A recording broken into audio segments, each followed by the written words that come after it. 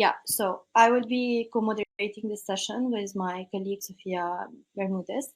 A little bit about me first, and then I will hand it over to Sofia to introduce herself, and then we talk a little bit about the session before we move forward with the details of the session. So I'm Eliane Haber from Lebanon. I live in Lebanon. I studied management and psychology. I have here founded my own nonprofit informal organization where we support students with their career and education. I also work on research related to curriculum and education systems. I'm a junior consultant at UNESCO YASALC. I'm also a member of the UNESCO SDG for Youth and Student Networks Executive Committee.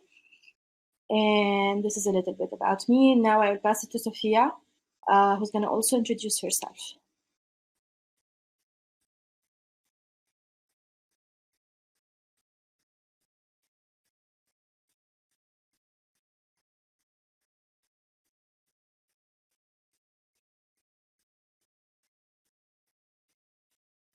Sofia, can you hear us?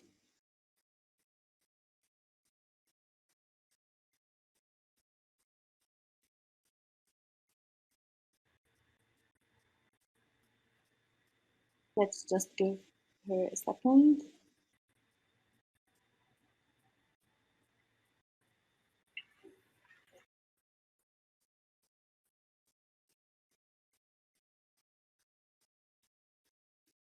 Okay, while Sofia is figuring it out, I will just tell you a little bit about the session of today. And then I hope Sofia will be able to speak after that. So this session is part of the Changemaker 20 Summit, which is a summit organized as a part of the C20 and Y20 under the G20 presidency of India. It's a global event bringing together visionary leaders, changemakers, and youth from over 25 countries to drive positive change and address pressing global challenges. So the summit was from 15 to 20 August with like 200 plus sessions and engaging discussions. Let's see if Sofia is here.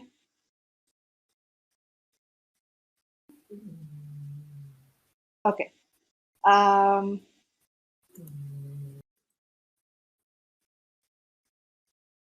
right. So let me just give you a brief idea about the session of today. So it's going to be divided into three like mini sessions. The first one is going to be about inclusion, climate, and mental health, of course, related to education. The second one, it's going to be about financing, barriers, digital divide, and employment. And the third one is about the power of youth and partnerships. And after each mini session, we will give the floor to our audience to like ask questions or have their own interventions. So I will check for the last time if Sophia figured out the issue. If not, I will start.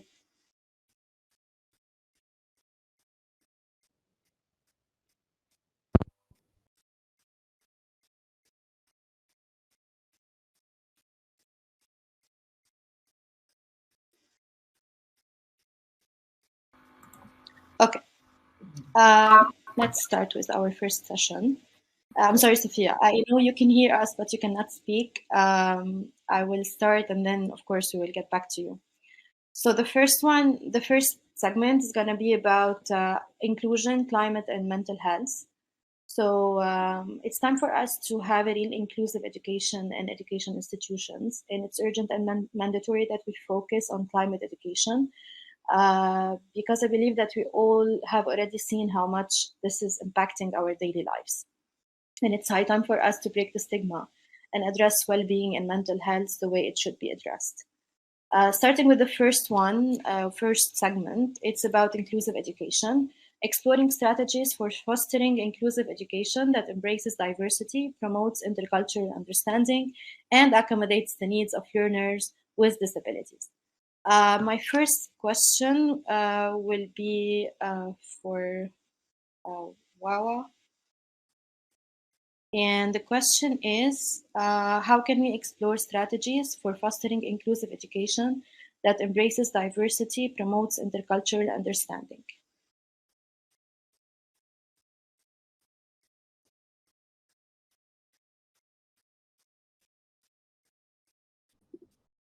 Hi, can everyone hear me?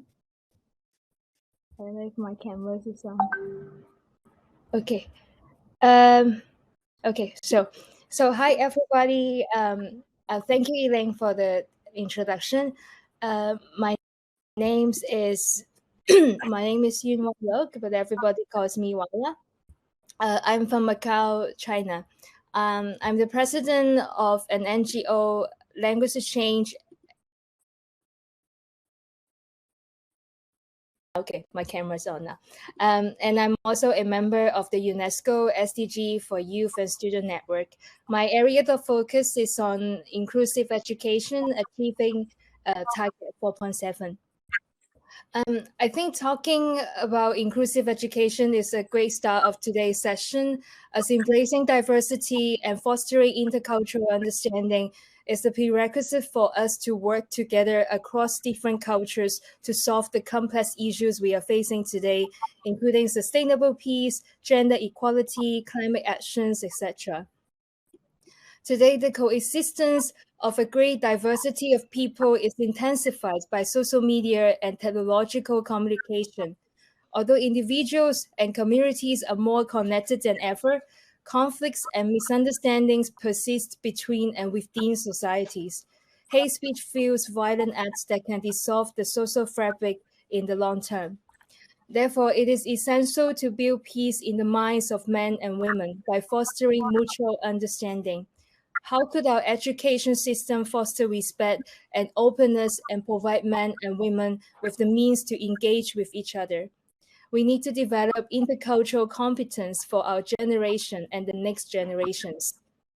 With years of community work providing informal education opportunities for all to learn about cultural diversity and enhance their appreciation of multiculturalism, I believe we need an all for education approach to compensate for societies where people do not have chances to learn how to live with people of diverse cultural backgrounds. We need to find ways to bring the world to the doors of the people and develop students' intercultural competence from a young age. A person with intercultural competence will be able to understand people from different cultural backgrounds, communicate and interact with them effectively. Intercultural competence is not innate and therefore needs to be cultivated deliberately. The ways of cultivating intercultural competence mainly revolves around the three E's: exposure, experience, and education. The more you're exposed to people from different cultural backgrounds, the more you can develop the ability to communicate across cultures from your experience. However, even if a person often contacts with people of different cultural backgrounds, they don't necessarily have a deep understanding of the cultural similarities and differences between oneself and the other. Therefore, it needs to be assisted by the third year. And it doesn't have to be happening in schools only. It could be through workshops, additional workplace training, continuing education, research, museum visits, even reading books, etc. For those who do not come into contact with people from different cultural backgrounds very often, they can also cultivate their cultural competence through education. Also, harnessing technological tools and joining benign international communities online could also help us gain more exposure and experience. I'm conscious about time. So at the end, I just want to stress that leaving no one behind is not just a slogan, but tells us the fundamental value here is inclusiveness. Ensuring the wellness of majority groups of people is not enough. We need to ensure the wellness and participation of each person so that humanity as a whole could benefit and thrive. Thank you. Thank you so much, dear, and thank you for being conscious about the time, and thank you for your valuable intervention. I will give it to Sophia again to try and see if she can speak. Sophia. Hi everyone, I'm really hoping that you are able to hear me right now. Okay, thank you. For Eliane's noting, I'm assuming that you are. Hello everyone, I'm so sorry for these technical issues. I was able to hear everyone exactly perfectly, but no one was able to hear me. Hello everyone, welcome to this session. Eliane already introduced how is going to be the dynamic and the objectives of this panel, but just to briefly introduce myself before we move on with the agenda. My name is Sofia Bermudez. I'm a youth education advocate from Argentina. I my activism focus on ensuring everyone can access education, regardless of the place they were born or the socioeconomic level of their families. And also youth mobilization. I'm a UNESCO SDG for Youth and Student Network representative, and I'm also the founder and executive director of One Generation, a youth-led movement that aims to transform education. Now, without further ado, I'll just pass the floor again to Eliane so we can move on. Thank you so much, Sophia. I think we had Celeste, who's supposed to be following Wawa with her intervention. But Celeste, can you give us a thumbs up if you can speak, and we take it from there? I guess so many of us are facing technical issues.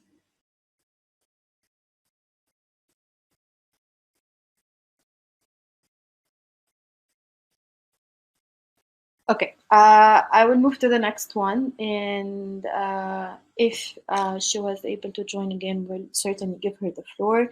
We are sorry for these technical things. So the second segment is related to climate education and environmental literacy. So we are focusing on emphasizing the importance of integrating climate education and environmental literacy into the curriculum to nurture environmental conscious citizens. So our speaker is Fardeen, who's going to answer the question, how can we ensure that climate education is included in the curricula? And also, can you tell us about the skills needed to embark on a green transition? And what is the role of education in fostering that? Fardeen, the floor is yours. Feel free to introduce yourself and speak.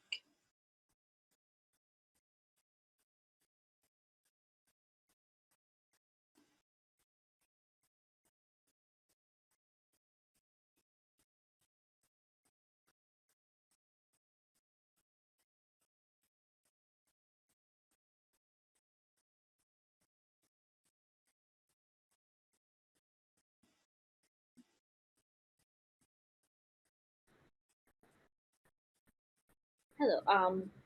Am I audible right now? Yes, thank you, dear.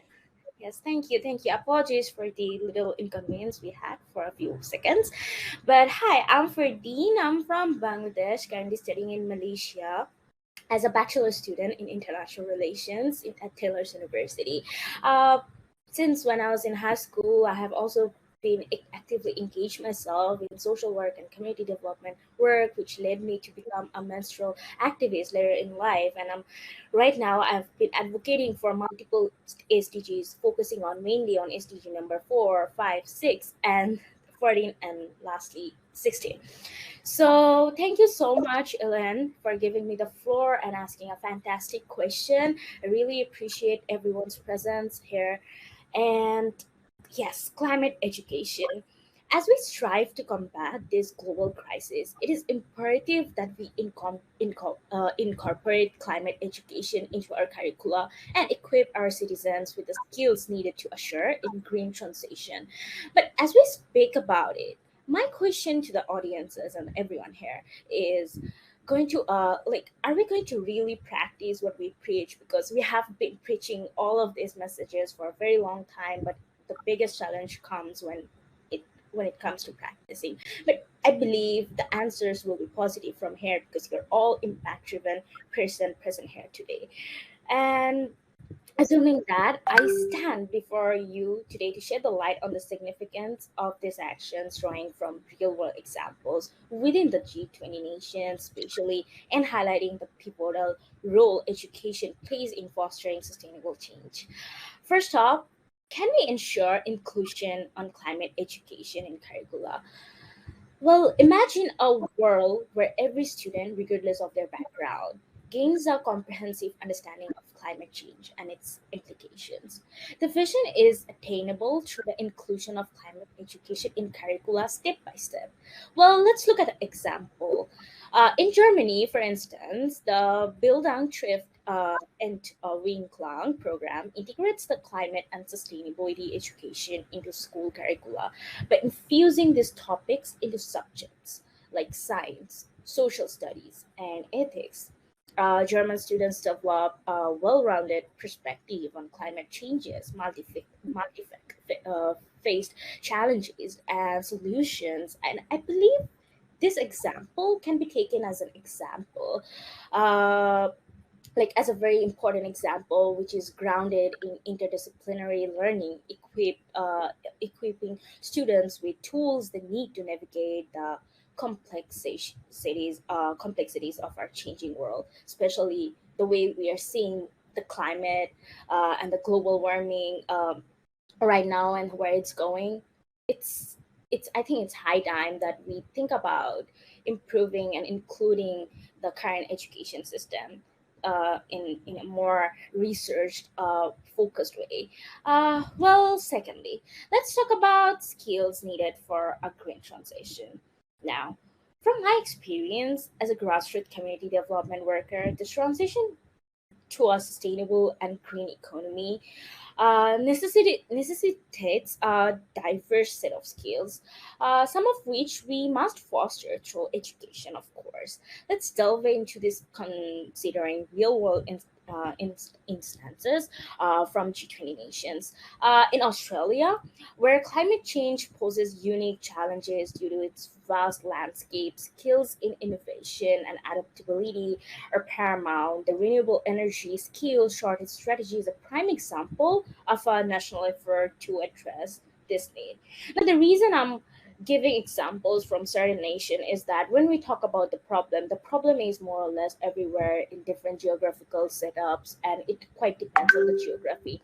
But there are some nations, like by focusing on their own geographical positions, have improved, found the solutions and working towards it, and which can be taken as examples or as inspirations to go back to our own geographical locations and foster those our solutions or the same spirit or the same the motivation at our workplaces. uh well, by providing training furthermore to emphasize on that, so education that prepares workers for the renewable energy sector, it's quite important that we focus on that as well. This is very important in the current world as we're talking about green energy and renewable energy all the same time. But this renewable energy sector needs a lot of skilled people, a lot of investment in educating and providing the certain skill sets, which where like the countries in global south somewhat lacking. And we also have to talk about the solutions that we can comprehensively introduce to these countries, as a responsible citizen of planet earth, to uplift each other and uh, collaborate as a whole. Similarly, there's just one last example I'll give under this topic, which is Canada's collaboration with indigenous communities, as I was talking about collaborations. So the collaboration is definitely important between nations, but it's also important within the country domestically with the communities. And Canada's example showcases the significance of collaboration and communication skill through initiative like Indigenous Guardians program. There, local communities are empowered to manage and protect their land sustainably. Now, this is something we don't we see that needs to be done in countries like Bangladesh and India and Nepal, but the question is how we can introduce these to these countries, right? So we can take lessons, we can take ideas, but it all comes down like finding the suitable approaches that fits that particular community in that particular geography. Because when we talk about indigenous communities, they have their own set of communication, their own way of accepting development and changes and technologies as well. So sometimes they're very sensitive to it, especially in countries where the education rate is not that much high. So education can be just one of those very important and effective ways to introduce them to these technologies, these solutions, and so many other things, as I have mentioned in my answer. And this not only preserves the cultural heritage but also illustrates the potential of education in fostering effective collaboration among diverse stakeholders. Lastly, why the role of education is so important? Well, education is the um, education concentrates upon, which is like upon a sustainable future nowadays. As we consider the intricate wave of challenge posed by climate change, education emerges as the catalyst for change. Well, G20 nations can draw inspirations from Brazil's experience with reforestation and conservation efforts. The Amazon rainforest, often referred to as the lung of Earth, we all know that, right? But it faces a constant threat from deforestation. It's just one example. Like my country, Bangladesh, my city, Chittagong, where I have lived my whole life, it's constantly being flooded by the threats of global warming. Even last week, I was there on my vacation and I was stuck inside my house for 1 week straight because we had a flash flood. And the flash flood was because of heavy rainfall and why it's happening. And it's all connects back to climate change. Hmm. So as we talk about all of these problems, there is no end to it. So I'll just go back. How we can, how education can be connected to this. So by instilling a sense of responsibility and urgency in its citizens, like Brazil is nurturing a generation of advocates for the environment. As I am an advocate myself for a certain issue, I have my own passion. There are people who are also passionate about environment and climate change, and we have to accommodate them and in the communities and the society so that they can also um, do their job without any obstacles, and their job just cannot be done by letting them like speak or letting them just give floors in conferences, in summits, and it also needs to be done in a sustainable, in a long-term plan way. By that I mean we have to let them collaborate with the government, with the ministries of education, so that they can uh, come up with the solutions with the collaboration of the government, and that suits best for that country's government as well. Well, in conclusion, the challenges of climate change demand a collective response. By incorporating climate education into our curricula and fostering the necessary skills, we empower individuals to become the architects of a great transition. As we navigate the complexities of our time, let us remember the words of Mahatma Gandhi. These are the words, this is a very big poster of Mahatma Gandhi in my university that I see every day. It says, "Be the change that you wish to see in the world." Well, I believe through education, we can inspire change and we can create a future that is both sustainable and just. Thank you.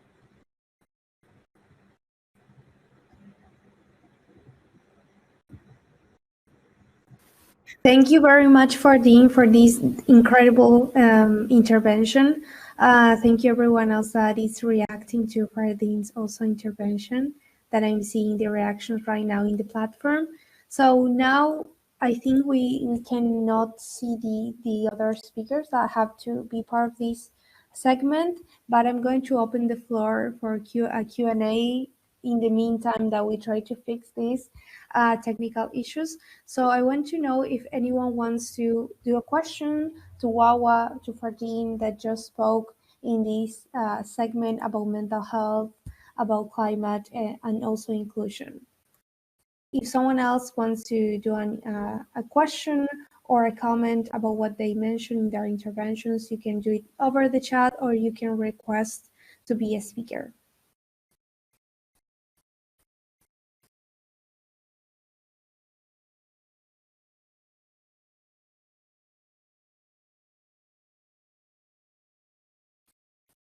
Okay, in the meantime that you think about the questions you want to do to Wawa or to Fardeen, I want to do a question. I was thinking while you were speaking, Fardeen, about you mentioned this importance of climate to be in the curriculums of all the schools over the world.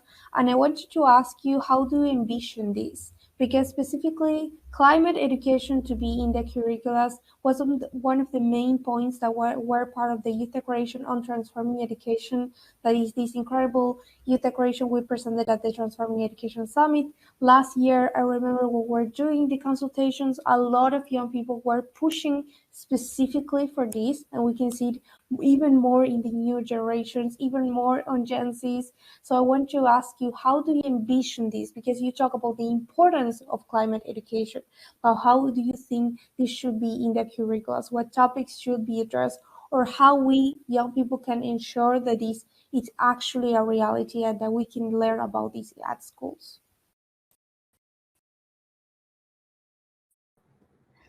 Thank you so much, Sophia, for your wonderful question.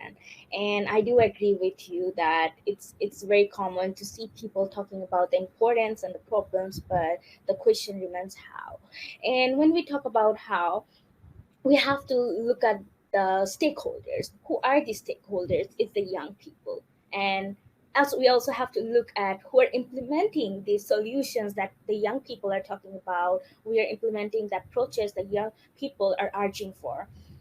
It's the people who are aged, already aged above 40, 30, or 50 plus, and they are holding high level positions where they have the power to actually control, the implementation process. And when we try to collaborate with them, there's a lack of, there's no lack of awareness, I would say, because they're all well educated and trained, so they have the awareness, but I think there's a lack of incentives, and there's a lack of common goal that they have. So it goes back to the young people again, because it's our problem, so we have to find a way. So as I said, all of those examples, like the examples of Canada, the examples of Germany and Australia. The reason I mentioned this example, because these are the countries who made it successful. These are the successful examples that we can take as a note. We can show the examples, we can show the result, like, look, it's possible. We can come to a common ground, we can get this thing done, and we can reach the success. There are researchers. The researchers are doing their job. The advocates are doing their job by speaking out. But it comes back to implementation, and people are ready to accept the implementations, but then we also have to stop politicizing the process of implementation as well. So politicizing the process of implementation remains one of the biggest challenges, and that only can be solved by bringing everyone under the same umbrella. It's just not, as I said, it's just not through conferences, it's just not through summits, or it's just not through meetings and roundtable discussions. It has to be done in the real world, in the process. It not only has to be done by world leaders are meeting each other, or researchers from each country are meeting each other. You have to step your foot on the mud and see what's going on the land, what's going on the sea, what's going on the mountains. And once you see the adversities, when you see these scary scenes that the mother nature is showing us right now, that's when it's possible. That's the only moment it's possible to actually empathize with the climate, because I think we have a lot of empathy with people because we see people on a regular basis, but how much we really see the mother nature, its beauty, or even its ugliness, its drastic nature on a regular basis. So that's one thing. And lastly, there's a thing I would like to share from my own experience. I go to a lot of model one conferences, and there we talk about a lot of solutions, agendas and problems. But we are in a building, we are in a five-star hotel, and we are talking all about it with all the facilities provided to us, and we just share our knowledge. But at the same time, there's a question that occurred to my mind recently, is that have I talked about it in the same way? Have I felt about it the same way if I were given a seat or given a chance to, do the same work sitting on an island, sitting on a desert that is affected by climate change? So when we are inside the room with air conditions, with nice chair and decent, decent facilities, it's really hard to empathize with the actual consequences. But once we are actually taken to the place where we get to see, you know, uh, how much we need these solutions to be done and implemented immediately through education, I think that's the true way to educate ourselves as well, because education through pen and paper is already being done, but we can't really see the immediate results. But what if we start getting the education by actually seeing the real world examples? So I think that would be very effective. So that's how we can actually include climate education and then solve the barriers as a whole. So thank you. I'll give the floor back to Sophia. Thank you very much, Fardine. I love what you mentioned about young people being stakeholders. This is I don't know how many times I've heard this, but a lot of youth advocates are mentioning this. And I think it's really important to, just keep pushing forward to not only be heard, but also be seen as stakeholders, because we're doing a lot of work in our communities for pushing new reforms, for pushing implementation in the participation in the processes, all that you mentioned. So thank you so much. So now that we come to the middle of this mini segment, I'm going to give the floor now so we continue to talk about specifically mental health to Rana Haber, that I know that it's here. So Rana, the floor is yours.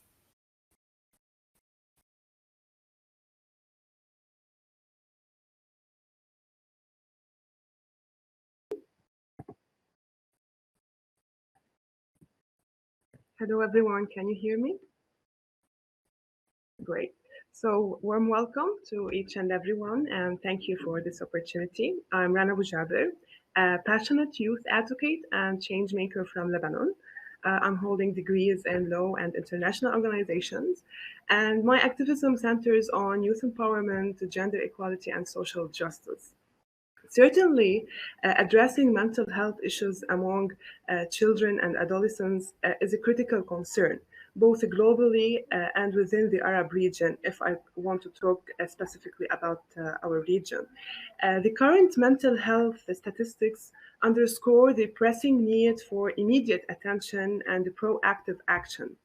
Globally, the World Health Organization reports about 10 to 20% of children and adolescents experience mental health disorders, including anxiety, depression, and behavioral challenges. Notably, suicide stands as the fourth leading cause of death among 15 to 29 years old.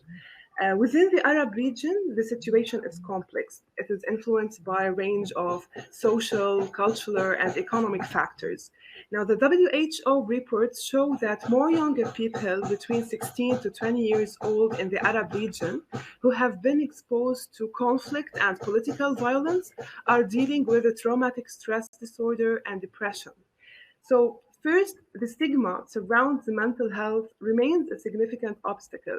Even though more people know about it now, many still don't like to talk about it openly. So, this makes it hard for younger people who are having tough time, which in turn obstructs early intervention and support. Also, the traditional cultural norms that discourage open conversations uh, about people who are struggling further contribute to this stigma. Second, access to mental health services. It remains inadequate. So, despite progress, there are still not enough mental health professionals and specialized facilities. Third, I can talk about the socioeconomic gaps and the political instability in some Arab countries that make mental health problems even harder, especially conflict, poverty, and displacement. And finally, the cultural expectations, especially the gender norms, affect mental health. You know, when society tells younger people to act in certain ways because of their gender, it can impede self expression and contribute to psychological distress, especially young adolescents who are trying to fit in with others. So I firmly believe that initiatives like the summit provide a significant platform for collaborative discussions to bolster a mental health support framework for young individuals. Thank you.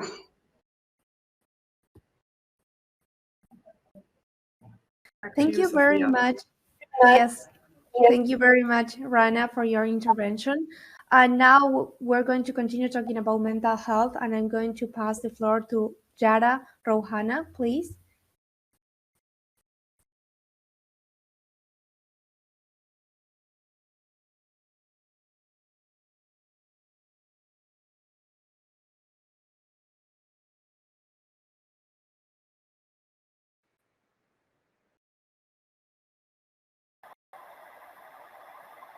Yeah, I just want to make sure everyone can hear me. Yara. All right. So my name is Yara Rakhana, and all the way from Lebanon as well. Well, indeed, there are lots of risk factors behind the increase of mental health difficulties among young people, as Rana has already mentioned. And I think, as a mental health professional, and many of us also agree, that it's about time to explicitly talk about mental health in schools to students as young as 4 years old. Children today need to learn about their emotions.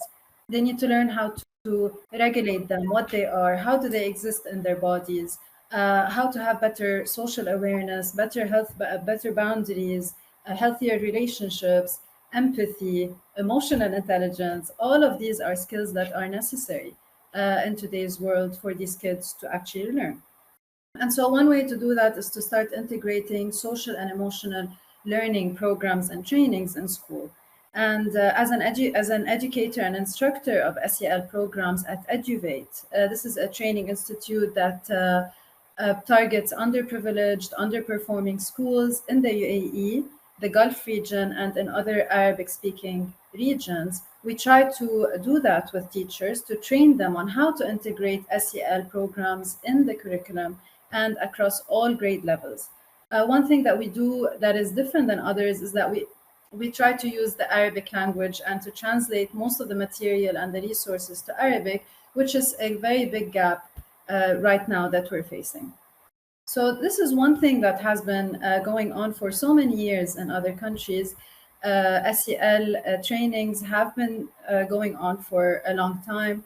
And so research has shown, and decades of research has shown, that it's extremely important in improving the well-being of students, even their academic records. It makes students more pro-social, less aggressive. They feel heard, they feel understood, they learn how to express themselves better, which in turn creates healthier leaders and healthier people in general.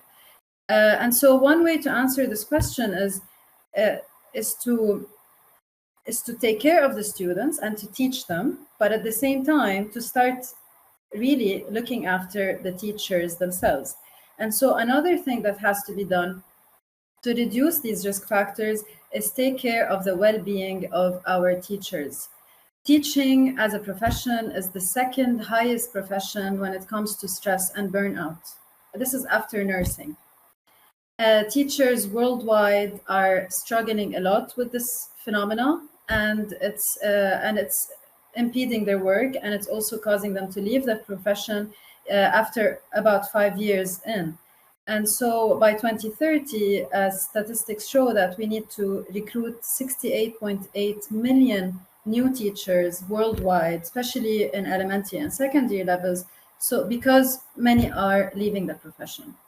And so one way to deal with that, and this is part of my research as well at the university right now, is to try to integrate mindfulness-based programs for teachers. And there's a program called Mindfulness-Based Stress Reduction Program, MBSR, which also has been researched for many years and many decades on its impact and effectiveness. Well, with many adults, not much in education.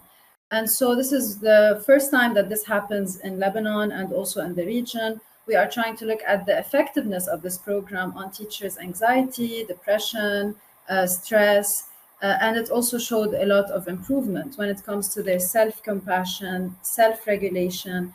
And so when you create more mindful, present teachers and that are more capable of improving their stressors and their levels of anxiety and depression and stress, you are automatically impacting students as well. And research has also shown that the quality of the teacher is extremely important when it comes to the students' learning and well-being. And so to sum up, we need to do two things minimum. This is the minimum that we can do. First of all, start integrating more social emotional learning programs, teaching students as young as 4 and 5 years old about mental health, about their emotions mainly, because they are what drive us. Emotions are what drive us. And so they have to know this. And at the same time, taking care of the mental health and well-being of the teachers by immersing mindfulness-based programs, and hopefully help them fight the stressors of the most noble yet difficult careers ever existed. And yeah, thank you. Thank you so much, Ijara, for sharing with us a lot of the discoveries you have made through your research. And I love what you mentioned at the end, because I was just thinking about that, about how the teacher profession is a key profession in the world, the key role they have in schools, right? And it's not very well recognized, actually.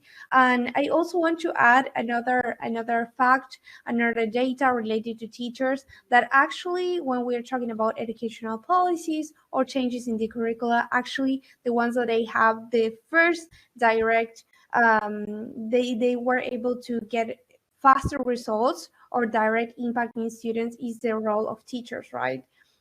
Even beyond policies, that from the first minute you have the policy, that you have to establish the rules of the policy, then how you implement it in the territory and all of that. And teachers have a really more direct and faster way to impact students in their classrooms. So I wanted to ask you a question, because you talk about the importance of taking care of mental health of teachers through these mindfulness programs.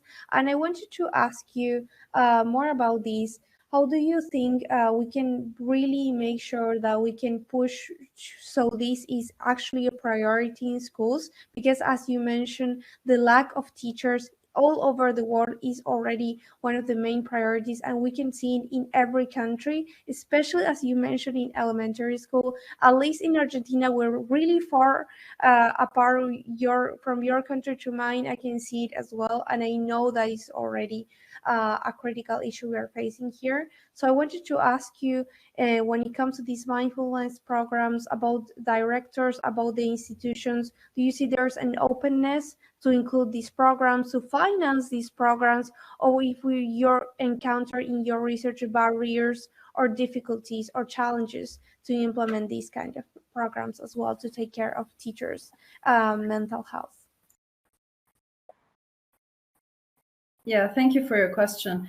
Well, here we see people are becoming more open-minded when it comes to mental health. There's a lot of stigma that's still happening, but there's a bit more open-mindedness when it comes to this, especially in private schools. So there are multiple private schools here in Lebanon that have hired trainers in MBSR, and they have done the MBSR program. But unfortunately, the teachers themselves had to pay for their own training instead of it being given by the school or probably by the Ministry of Education. Or so that's a very big problem, because teachers worldwide, they are struggling with very low salary and high demand of the job and so on. So we see that although they are very open to try, they feel like it's a bit more, it's an extra expense, and it's necessary for the schools themselves to be ready to pay and fund such programs for their teachers. And this is the gap that's happening. However, it's very important to look at this in terms of self-discovery and self-teaching. And with technology today, you have access to many of the things, many of the skills, and the things that you can do as a human being. And so the most important is to look at this teacher and actually tell her, you are a person, or him, you are a person first and a teacher second.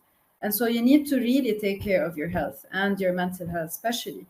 With COVID, I remember working for like 15 hours a day, sitting down and dealing with kids with special needs. Back in the time I was dealing with that, it's extremely difficult.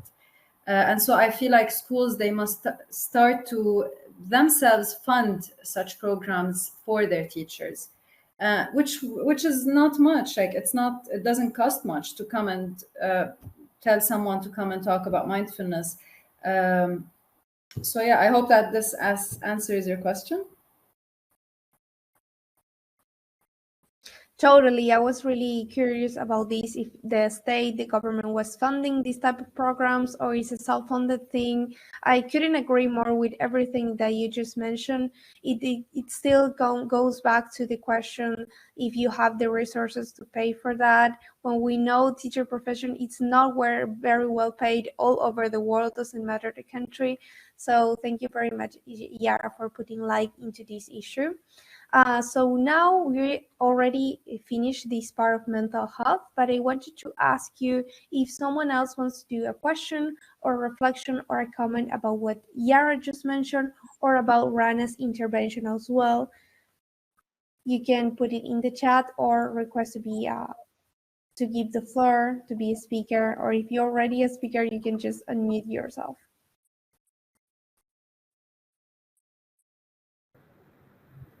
I'd like to ask a question. Yeah, so that was a wonderful speech by Yara, and I love the way she emphasized on the work she has been doing, especially mindfulness and mental health. So me having a lot of mental health illnesses in my university, this is a common problem that I face a lot. Is that um, in my country, mental health is still a taboo. We don't even have the awareness. But here in Malaysia, I see people with a lot of awareness. But the problem that I face in places is that people do not know how to accommodate people like us with ADHD, with clinical depression, PTSD, and many other mental illnesses. So how we can, like, it's not a overnight thing that we can teach people how to be accommodating with people with other mental illnesses, especially at workplace and educational institution. But as you have been working with teachers and schools for a long time, so would you think, like, how we can, you know uh, bring that bring that training for the teachers to, be more accommodating with the students who got mental illnesses?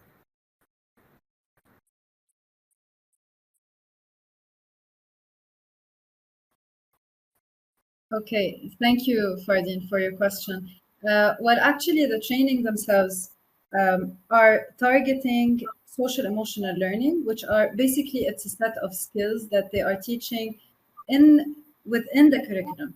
It's not specifically targeting students who have mental health difficulties.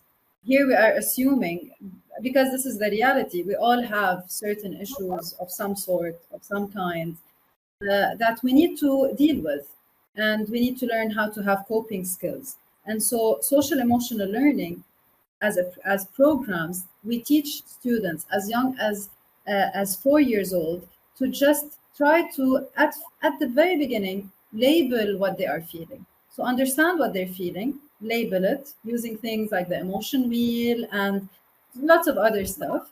And then after labeling what you're feeling, okay, you put a name to it. You understand that it's okay to feel this way. You don't have to feel attacked, or you don't have to keep it to yourself. You can talk about it. How do you talk about it? They learn skills of how to express themselves, and so on and so forth. And so these are programs that are targeting specific skills that make people better in terms of healthier in terms of their mental health. So not specifically targeting students with mental health difficulties. There's a very big interest when it comes to this for teachers. I actually just trained teachers who were all men, and they were all from backgrounds that are completely unrelated to mental health. And given the stigma about mental health in general in the Middle East, I saw that it was quite interesting to see that these men who are teaching only adolescent boys, they are actually open to learning about emotions and talking about it and expressing themselves and so on. So there is an interest, yet there's some kind of a resistance when it comes to this, because they say that, well, yeah, this is just, you are just philosophizing everything. This is not real. We cannot teach teenagers who already have a lot of issues at home to come and express themselves and so on. So it is something that is not easy. It's not something that you can achieve right away. It takes many years, and this is why we stress on starting such programs at the elementary level, because instead of waiting until until these kids reach teenage years, which is the most difficult of it, the developmental stages ever. Well, let's start by doing it at an early age. This is what we are trying to target. I really appreciate your answer.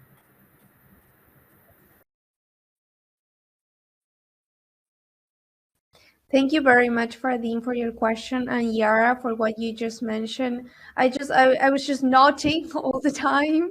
I love what you mentioned about students being able to label what they feel and to think about teachers, students as humans first.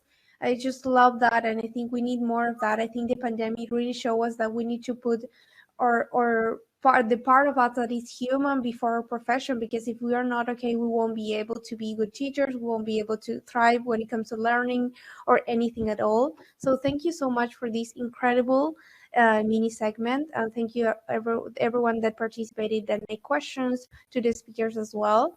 So now we have to move forward to the next mini segment, and I just wanted to do a quick reminder about time, because we are a bit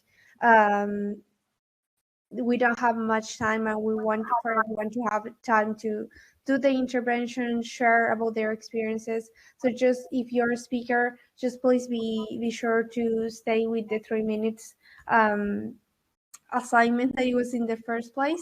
And thank you everyone that made the questions. So now I'm going to pass the floor to Eliane. Thank you, Sophia, and thank you everyone for your contributions. Now we're gonna move to the next mini session, where we're gonna cover financing, barriers, digital divide, and employment. First, we're gonna talk about education financing, analyzing the funding gaps in education, and discussing innovative financing mechanism to mobilize resources for educational development. Our first speaker is Salma Khalaf. Feel free to introduce yourself in a few words, and then let us know about innovative financing mechanism to mobilize resources for educational development, and maybe if you can give us some sort of idea about your own country. Thank you. Salma, the floor is yours. Yeah, for sure. Thank you so much, Eliane. My name is Salma Khalaf. So I'm currently based in Canada. I was born and raised in Lebanon. My dad is Palestinian, my mom is Lebanese. It's always important for me to mention that because it's very much integrated into the topic of this issue, right? Talking about like Palestinian refugees or refugees in general in different countries. I currently work at the office of a Canadian member of parliament, and it has also taught me a lot about like the importance or funding issues that a lot of countries or different countries face when it comes to education. I want to mention I did my undergrad in the United States, and I was only able to do my undergrad because I received a scholarship from Education USA, which is basically a program funded by the US Embassy in Beirut. And had it not been for that scholarship, for that sort of funding, I wouldn't have been able to study in the US. I'm definitely grateful for that, but I also want to mention that when it comes to creative and innovative sources of funding, it's really important that we're making these inclusive, right? Like for the scholarship that I received, I only got it because I received like certain grades, while a lot of students who are like, I think they're way smarter than me, but they just didn't have the grades, they didn't receive these scholarships. So that's why I believe that having when we're talking about innovative funding, it's important that we accommodate to the different learning styles and the different people who are applying for these scholarships. It's not just like you should be a 90 plus student for you to be able to get the scholarship. We should look at their engagements, their creations, what they're passionate about, what do they want to do in the world after graduation. So looking at all these things, like changing the criteria for how we access scholarships and funding is really important.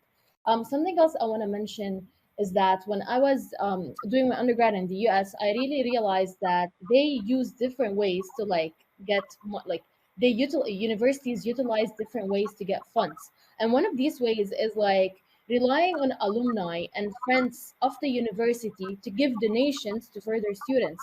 So I remember I was working at the alumni institute at my university, and I would call alumni saying, hi, would you like to donate to your university or alma mater?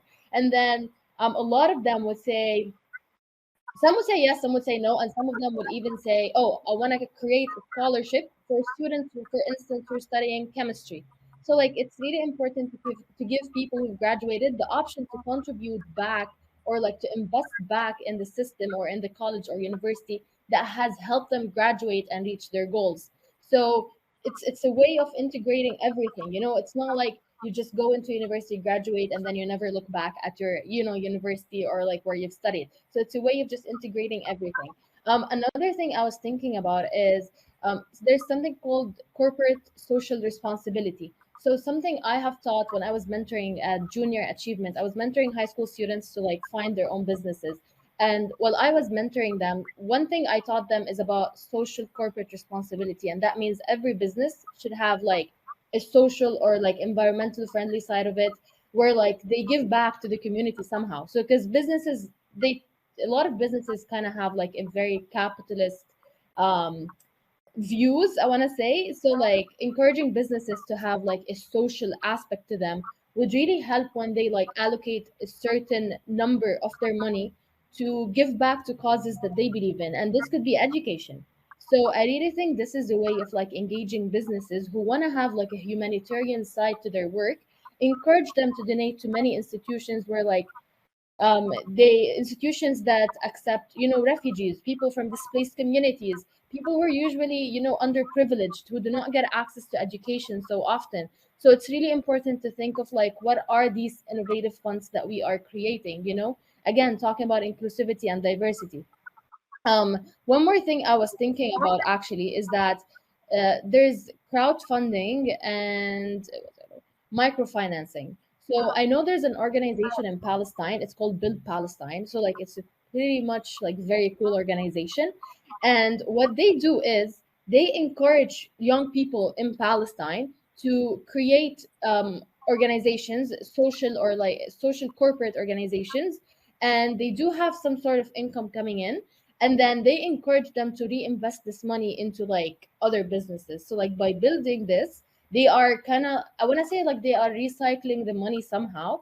And then because they also have like a social aspect to them, they try to give some of this money to maybe educational funds or other social funds.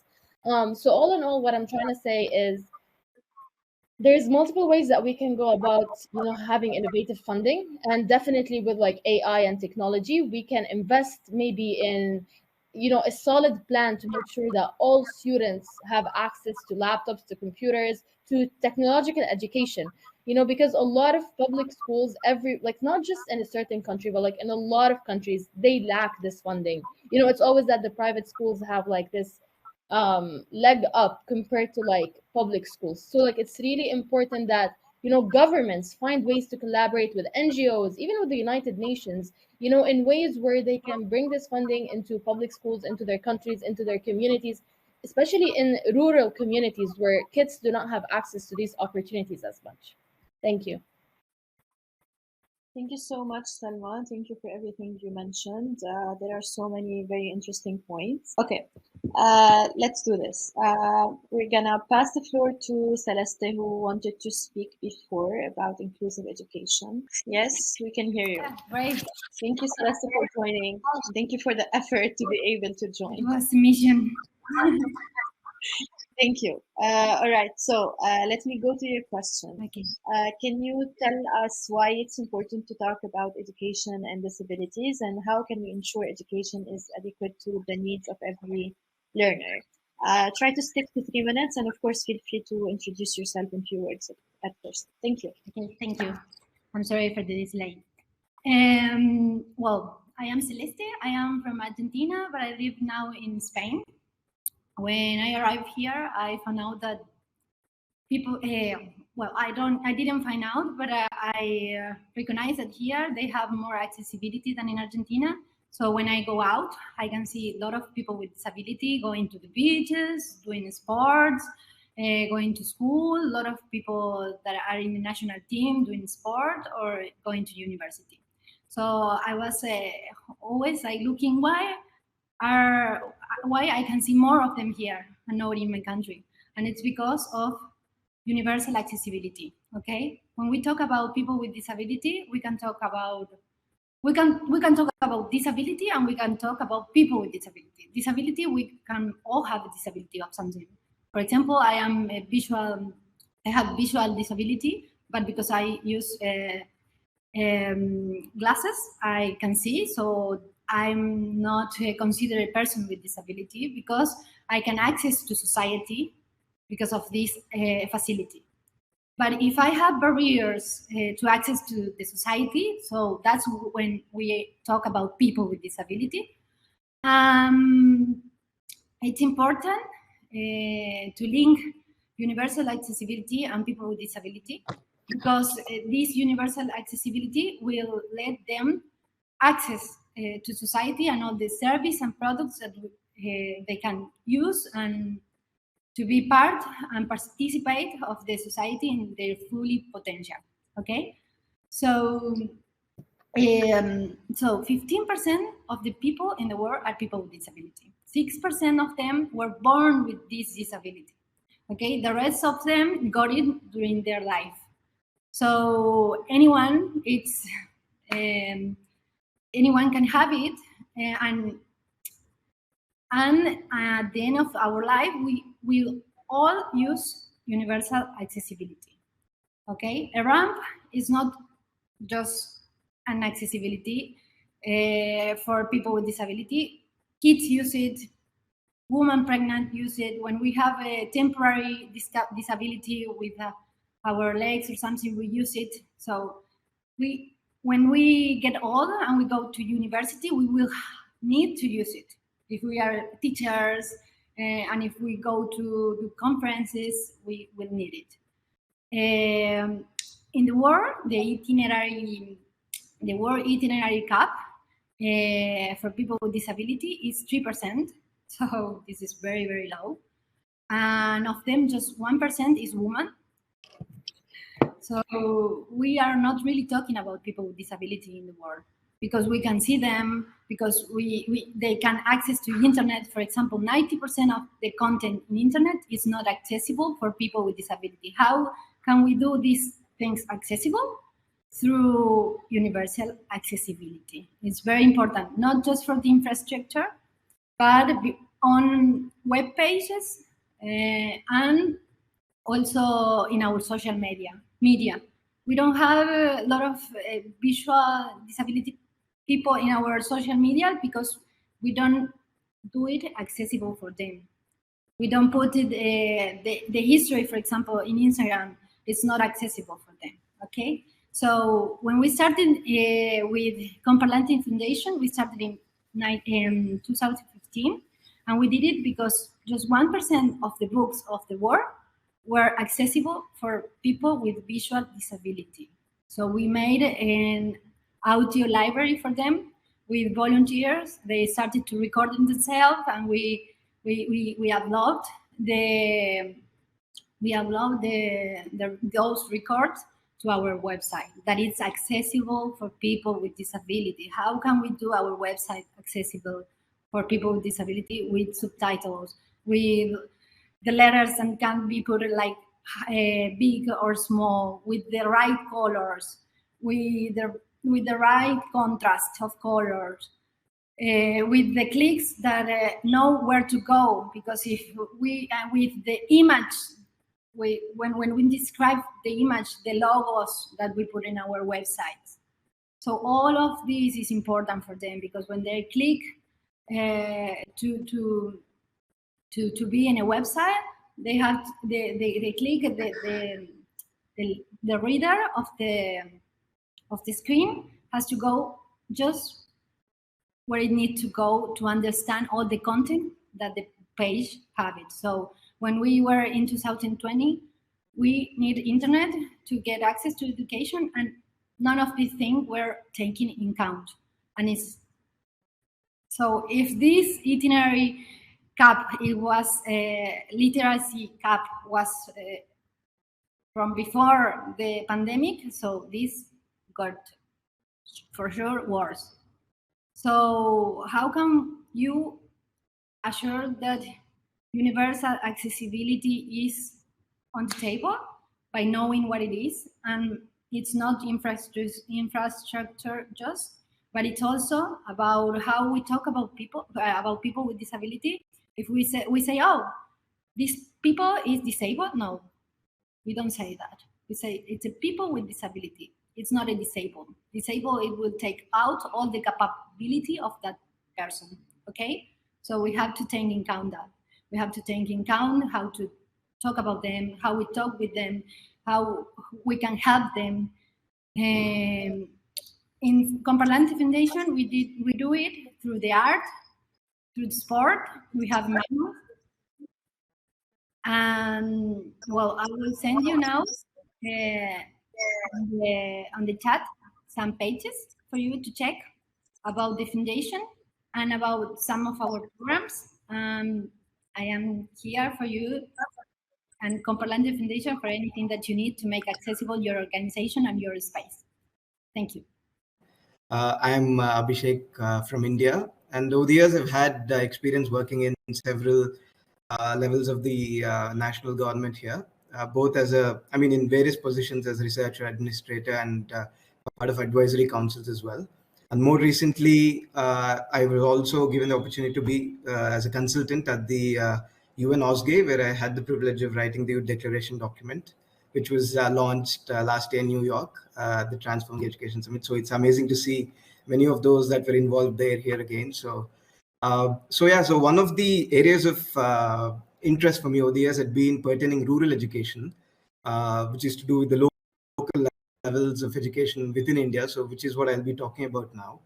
So in the Indian scenario, one realizes very quickly, in fact, two things of great import, right? So the first maxim, so to speak, is that underutilization of existing resources is actually as damaging and injurious to the whole system than necessarily than underfinancing of potential resources, right? So in fact, like many of the problems across the education sector are not automatically dealt with just by the act of pumping in more money into it, right? So in other words, institutional reforms of the existing systems actually goes a long way into solving, and just pumping in more money apart from some kind of PR exercise doesn't really solve much. And this has been the case over historically.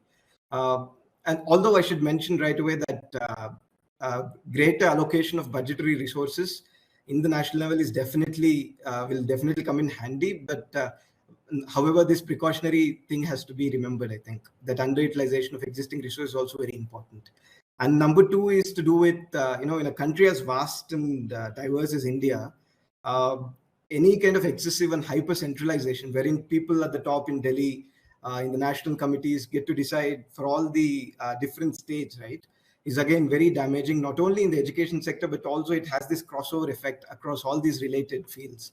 And I think, therefore, remembering that the federal provisions given in the Constitution, wherein each state has its own autonomy, not only in terms of policy making, but also when it comes to implementation and regulation, is very important. So these are the two main points, right? And in fact, one of the main issues is also to do with what is now being termed as the digital revolution. Suddenly, everybody is talking about how India is this extraordinary superpower. There's this kind of celebratory discourse about India being at the forefront of digital technology and so forth. But I think it conceals so much more than it reveals, because what it doesn't take into account is this kind of extraordinary kind of digital divide that exists. So, it is so much so that, first of all, less than 24% of the Indian population have access to the internet. And when you take into consideration things like access to the computer, less than 10% households have that. And when it comes to the schools themselves, only about 12% of the schools across the country have any kind of internet and computer facilities. These are very important and have to be considered when we're talking. And so what's actually happening is that this kind of discourse about digital revolution is essentially being touted as a kind of a PR campaign for the ruling party. And which is what is kind of concealing all of these other things, right? So that has to be really understood, I think. And so therefore, not just further investment in the digital technology, but also in the kind of bureaucracy that exists. So right now we have several bodies, this kind of established hierarchy that comes from the national level to the kind of district clusters, wherein you have all kinds of coordinators from the village council to the district council, who are responsible for not only implementing but regulating and monitoring all the various schemes that are there. And one of the main problems here is that, and it's kind of funny when you think about it, is that both the bodies that are responsible for implementation are also responsible for regulating and monitoring their own activities. So what happens is that, people are just slacking about, and nobody really, there's no independent body to come and, push you to do these things properly. There's no actual private, independent, kind of non-state body, let us say, that does not push these people into action. So I think there have to be kind of statutory organizations and perhaps even non-state bodies that are to be established, not only on the national level, but across the terrain, right? So which in turn makes things more effective, I believe. And this again concerns the digital divide, because we're then talking not only about, for example, in the pandemic, there were reports about how more than 85% of the teachers involved across the nation had difficulties, let alone teaching, but actually just handling the computer. And this is essentially because the teacher training institutes in India, over 90% of them are funded by the private organizations. And that is not the way to go about things, because even according to the constitution, the public education system is actually responsible for educating groups from 6 to 14 years of age. That's the right to education thing. But so in order for all these things to be considered, we have to understand that corporate kind of takeover of the entire terrain is nowhere a solution, right? And other important aspect that is generally not talked about at all, it's kind of like a quiet catastrophe, right? Which is regarding the mental health crisis. Even the previous panelists have talked about this, but the numbers in India are truly staggering. For instance, according to the National Crime Records Bureau, just last year alone, more than 13,000 students have taken their own lives. And literally nobody talks about this. And one of the reasons for why this is the case is, apart from the kind of cultural taboo associated with the whole mental health thing, it's also to do with the fact that many of these things happen within very well-to-do kind of private institutes, which are essentially corporate institutions that have a great kind of political clout, and they kind of cover up and buy out the media and so forth. The old story again. So I think and in fact, the last week suddenly people have started to talk about this, and one of the reasons for why this has been the case is that one of the elite coaching institutes in India had registered about 23 suicides in the last month alone. And guess what their solution was? Once the mainstream media got into this and kind of were talking about it, the solution that this elite institute came up with to deal with this crisis was actually to fix the fans, right? And to give them this kind of springboard attachment. So every time students try to hang themselves, the fans will kind of collapse, and and the students don't get killed. So so this is the condition of things here, right? And we are talking about one of the richest kind of institutes that is available here. So again, this mental health crisis, I think, has to be dealt with very significantly. And finally, the last thing I would say is, we are right now experiencing a government that is completely kind of has this majoritarian attitude. And this again goes back to my previous point about hyper centralization of ththings, right? Where the federal provisions are compromised. So one of the things that is happening is that, India is as the saying goes, extremely diverse. Like, for instance, the town that I belong to, in a stretch of about 6 to 7 kilometers, you'll easily encounter about 5 languages. So this is the country that it is, right? But then you see, because of this dominance of the national regime, kind of multilingual education does not take place. There's an imposition of a certain language that kind of is antithetical not only to the state autonomy interest, but also to the more local level interest. For instance, many of the tribal groups have various languages that do not feature in the curriculum. And this is true of multiple other state level bodies as well. So I think, therefore, one has to, number one, talk about the underutilization of things, and therefore come up with independent state committee bodies that are responsible for monitoring and regulating these things. Number two, the digital divide has to be kind of taken care of at the very least. And then the third is the mental health crisis.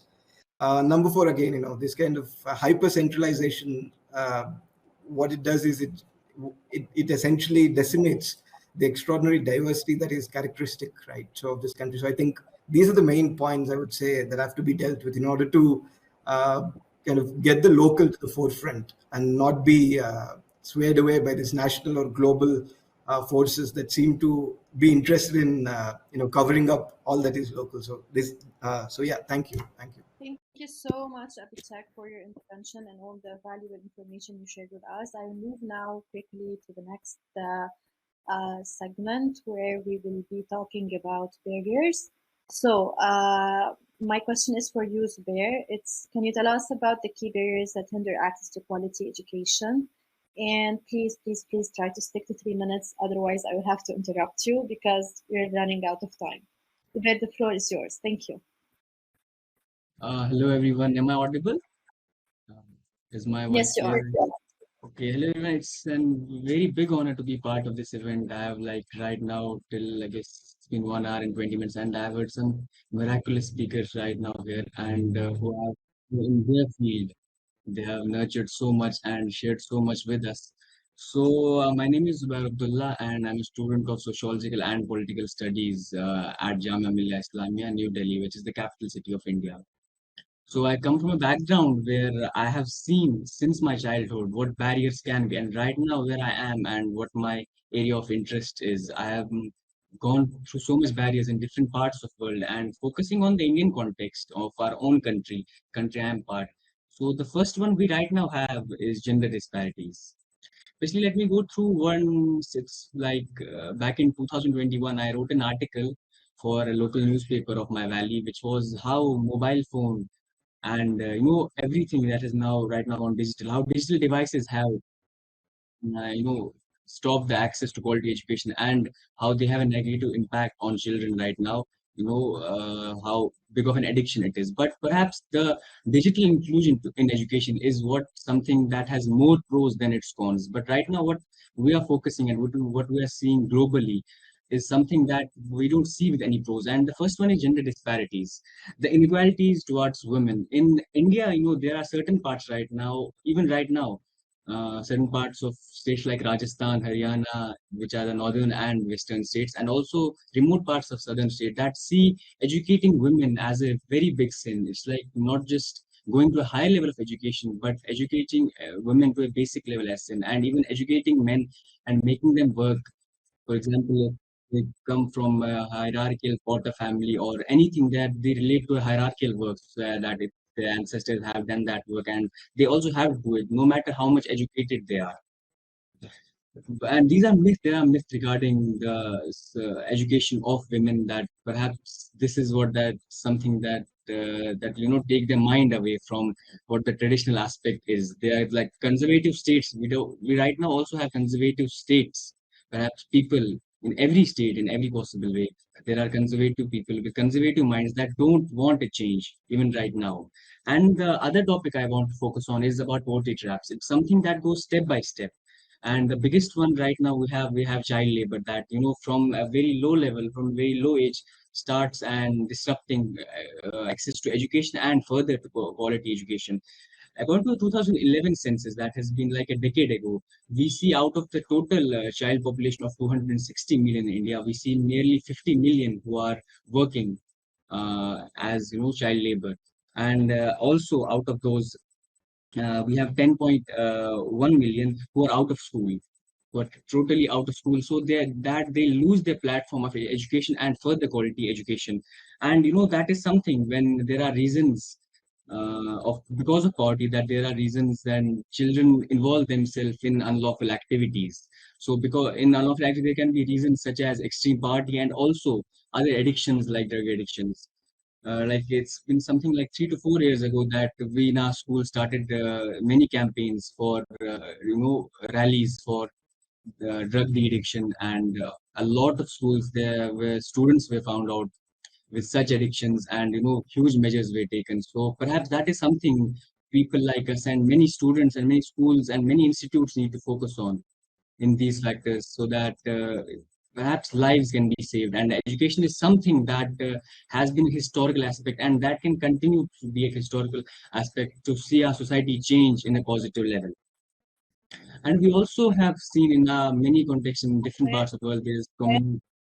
I'm sorry for interrupting. can you just wrap up in like 30 seconds? Oh, okay. I'll get to the conclusion. But we all know that there are things. When there's a positive thing, then there can be negative aspects to it. But there's always solutions to our things. So we all need to we need to preach, and we also need to practice these things. So thank you very much. I guess I consumed a lot of my time. Thank you. Thank you so much, Zubair. And now I move to Ellen. Ellen Dixon, can you tell us about more barriers you are aware of, and also maybe give us an idea about solutions or potential solutions in 3 minutes, please? Thank you. Thank you very much, Eliane. Can you hear me? Am I audible? I can see a nod. That's a good sign. Fantastic. I'm coming through on some interesting New Zealand internet at the moment, so my apologies in advance if I go a little bit blurry at some stages. I'm from Aotearoa, New Zealand, as I said. I've worked with Eliane on a number of different projects, so it's an absolute pleasure to be here with you today, Eliane, and you, Sophia. Thank you so much for providing me with this opportunity to talk at the Changemaker 20 Summit. We speak of quality education as a human right with the International Covenant on Education, Economic, Social and Cultural Rights, also articulating that education is an indispensable means of realizing other human rights as the primary vehicle by which economically and socially marginalized adults and children can lift themselves out of poverty and obtain the means to participate fully in their communities. Yet, as we've already heard, millions of children face significant barriers to education from issues such as overcrowded classrooms, failure to have sufficient hygiene available, untrained educators, failure to accommodate for gender stereotypes, and social stigma. This is in addition to the devastating impact of the pandemic, which we've all felt, with more than 1.5 billion, we just think about that for a minute, that's a scary number, students and youth reported by UNESCO to be out of school due to school closures. But I think the biggest barrier that we are facing in education today is determined social marginalisation. I come from working with truants who are in danger of being recruited by youth gangs. They are school students who are out of school. Often they would then be pushed into larger adult gangs and then prisons.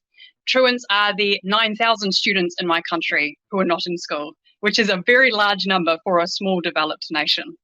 They are typically children and youth from low socioeconomic families, more often Indigenous backgrounds than not, often experience domestic abuse, unfortunately, from family members who are typically in gangs. Mental health concerns such as depression and, as we've already heard, suicide is a big one.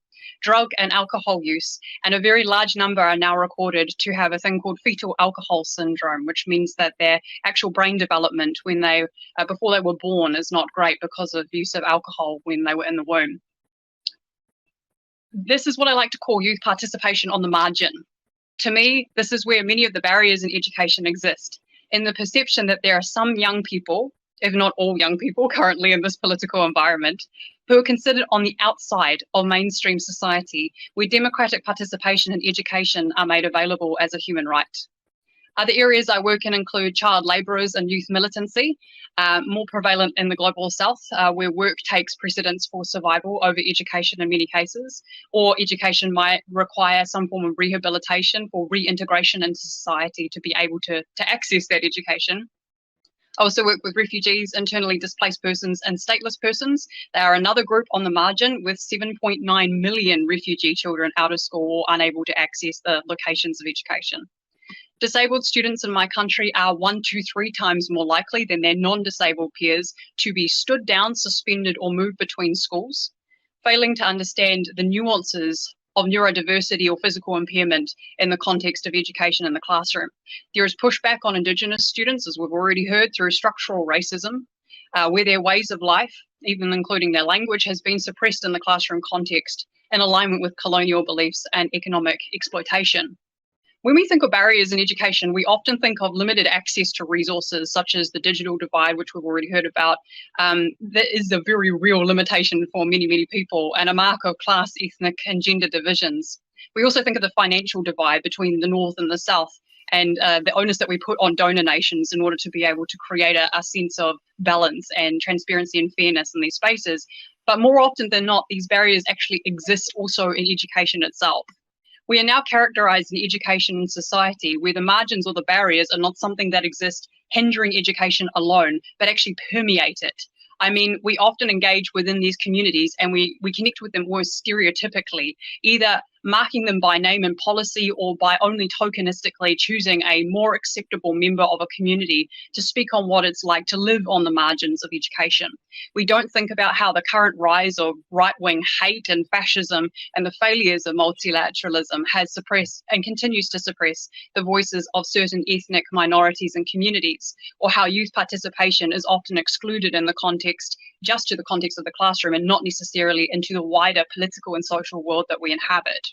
We don't think about how domestic policies for student participation can combat this by giving dignity to our diverse democratic engagement as young people. The solution is a human-centered education.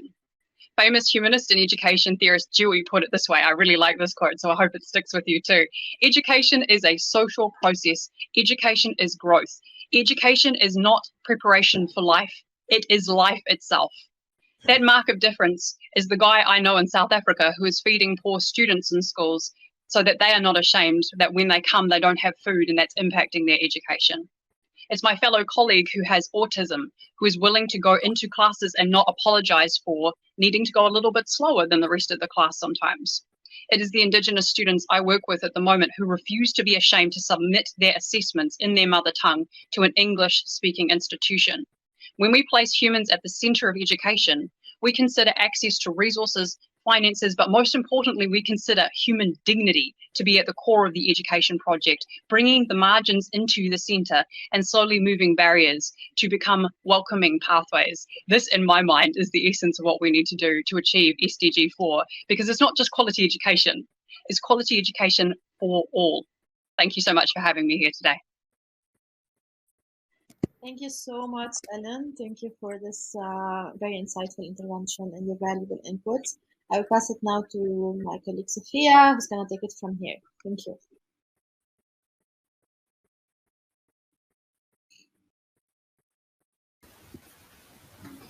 Thank you very much to all the speakers so far. I was able to hear a lot of them in previous events. For example, Ellen, I was able to hear her speak at the High Level Political Forum, and I just couldn't note more to what you were mentioning. And thank you very much to closing this mini segment, mentioning this about education is not preparation for life, it's life itself.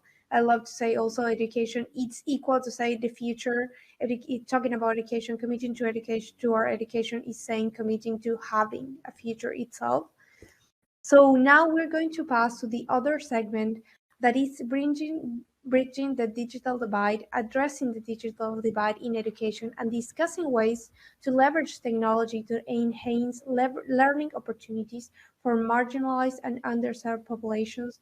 That is something that we've already been mentioning in some of the intervention and so of what speakers just mentioned about thinking about everyone, ensuring access to education for all, not just a few. So to open this segment, I'm going to pass the floor to Dr. Sushrima Gan. So it's really nice to see you again, Sushrima, and now the floor is yours. Thank you very much for your introduction, Sophia. So I'm Dr. Sushrima Gan, and I'm in USA working as a postdoc in University of Pennsylvania at the moment. So I am from India, and I am the co-founder of an organization called Zarwani Foundation. So I'm going to talk very briefly because of the sake of time. So I want to start with a very famous saying, like, everyone should have a fair chance of creating a life for themselves in which they can move beyond mere survival to achieve their full potential. Many, however, lack those opportunities because of where they are born or who they are. So, like my previous speaker just mentioned, when we talk about improving lives of marginalized people in a sustainable way, we should remember equal opportunities for all. To talk about the digital divide, I think Abhishek and Zubair very nicely already summarized about access to internet and digital amenities. I'm not going to get into that in detail now, but I would like to give you a very quick example of teachers training. So our organization, we were trying to build up this urban rural online classes from the time of COVID.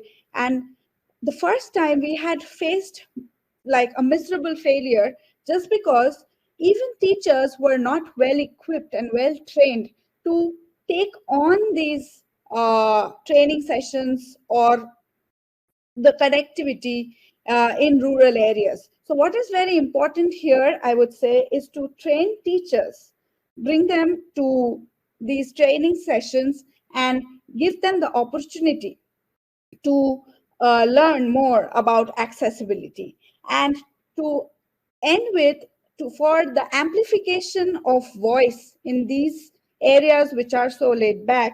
I feel it is very important for local level people's engagement of local level institutions and grassroots level governance. So we need to take it from there, from the grassroots to the top, because it is not possible to achieve anything without involvement of the governance. I would end here briefly to give time to the other speakers.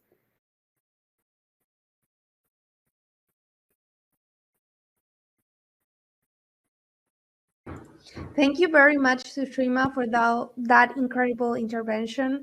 And now we're going to pass the floor to Noor Adabachi, and we would like to ask you how we can leverage technology to enhance learning opportunities for marginalized and underserved populations.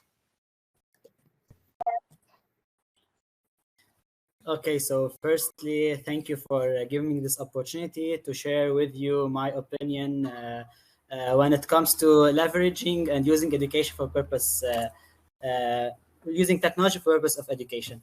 So let's imagine first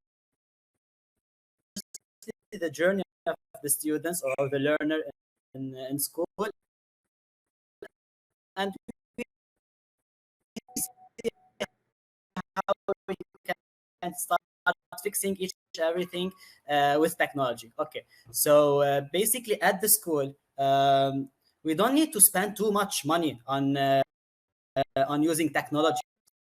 There's something that should be cost effective and effective when it comes to education at the same time. So when it comes to the schools, for example, instead of spending so much money on markers and whiteboards and so on, we can keep projecting using a very small laptop that has some whiteboard applications to use, and give that access to the students, and the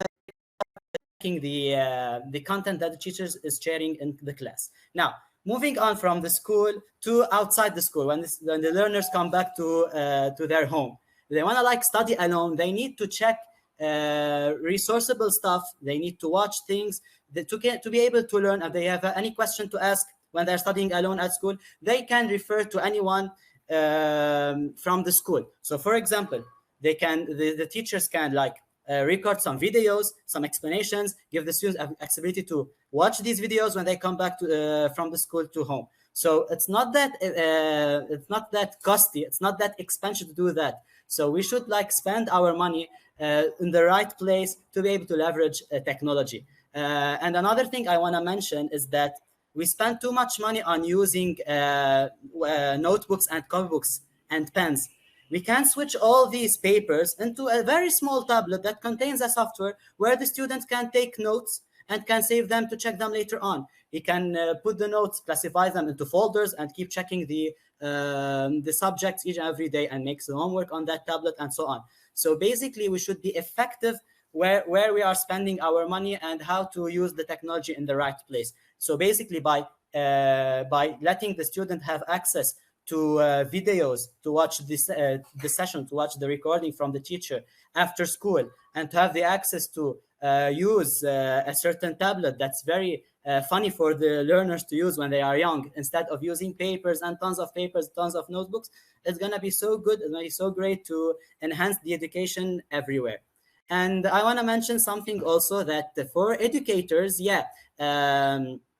as Dr. Sushina said, I think their name was like that. She mentioned a very important point, that the educators should be trained on that new technology, especially that they should know how to use this technology, and they should not be have that fear of that technology.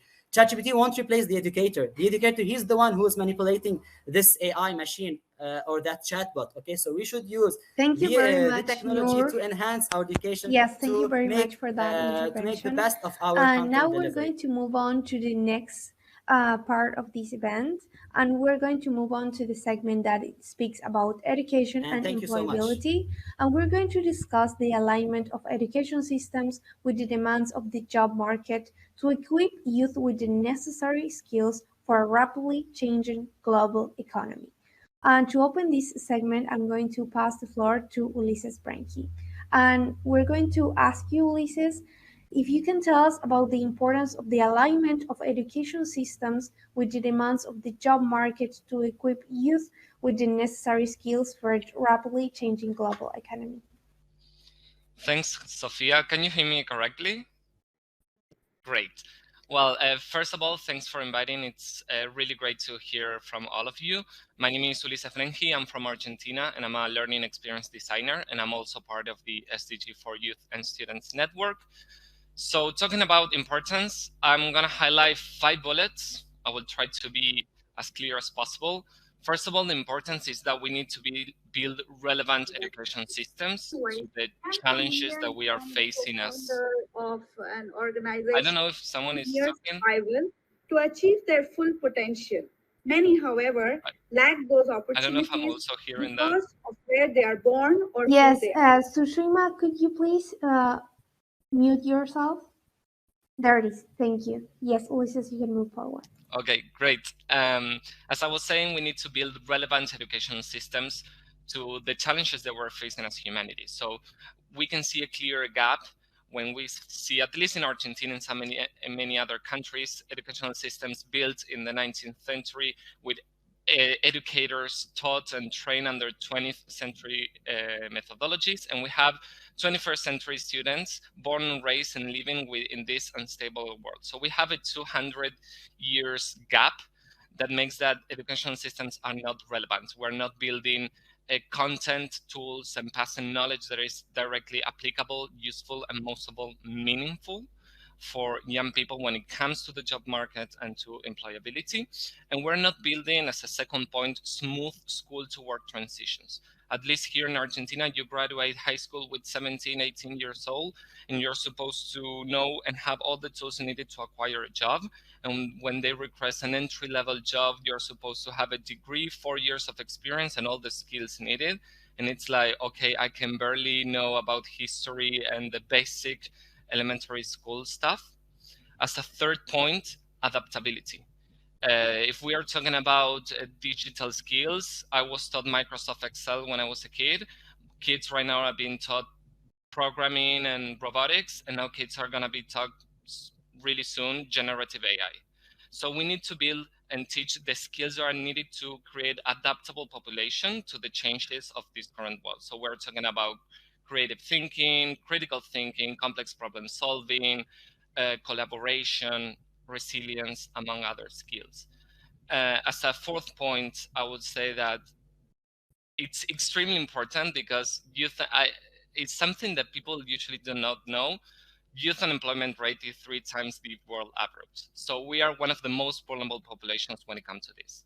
And just to close, I think that making this alignment, it can help to create lifelong learning mindsets that once out of the high school, you can keep on studying and change that mindset of people, that learning doesn't end when you finish high school, but it also continues throughout your life.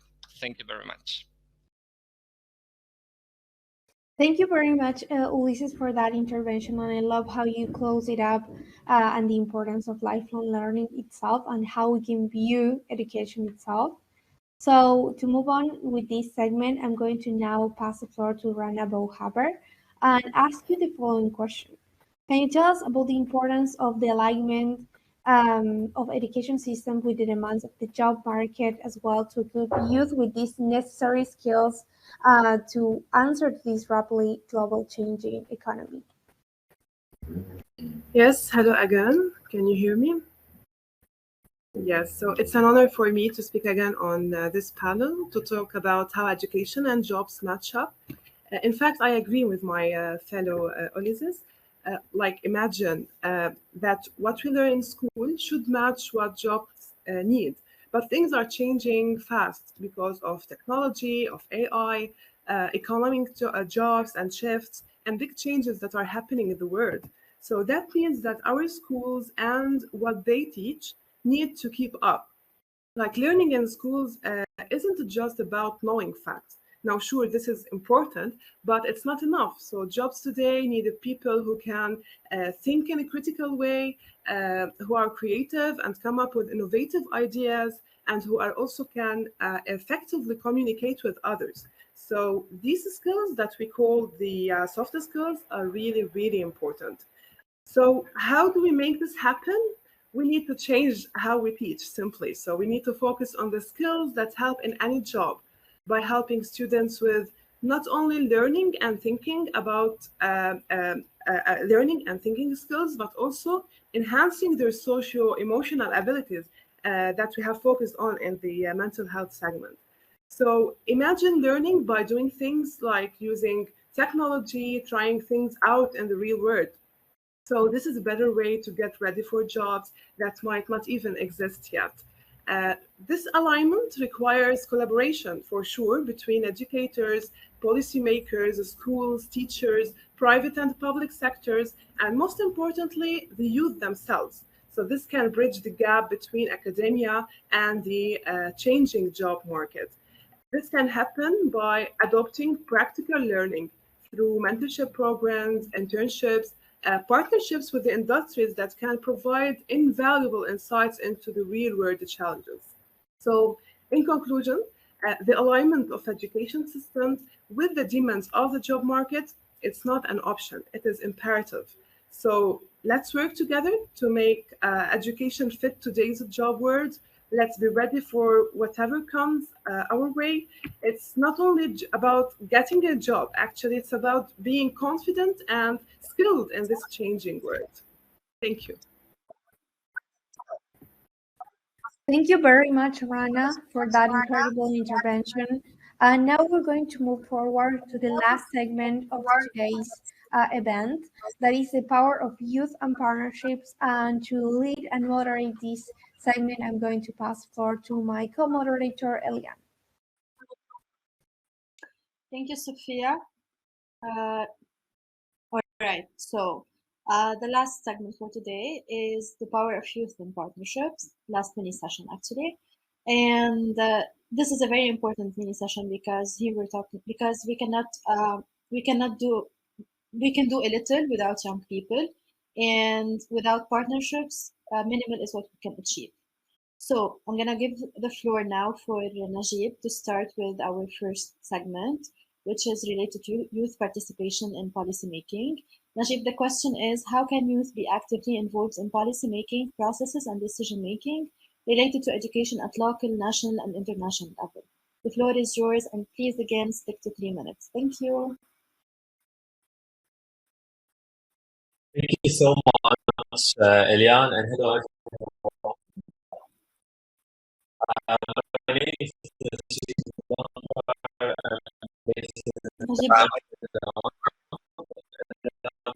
founder of After Impact Initiative, and it's really a pleasure to be part of this panel today. Can you hear me? Okay. So as we gather here, let's reflect on how far we've come, but also acknowledge the journey ahead. For far too long, the voices and perspective of young people have been overshadowed in discussions about their own education and decisions made on their behalf. Today, we stand at a crossroads where the inclusion of youth in education decision-making is not just a preference, but a necessity. In this rapidly evolving landscape of education, where new challenges and opportunities emerge, at a relentless pace, relying solely on youth as advisors is no longer sufficient.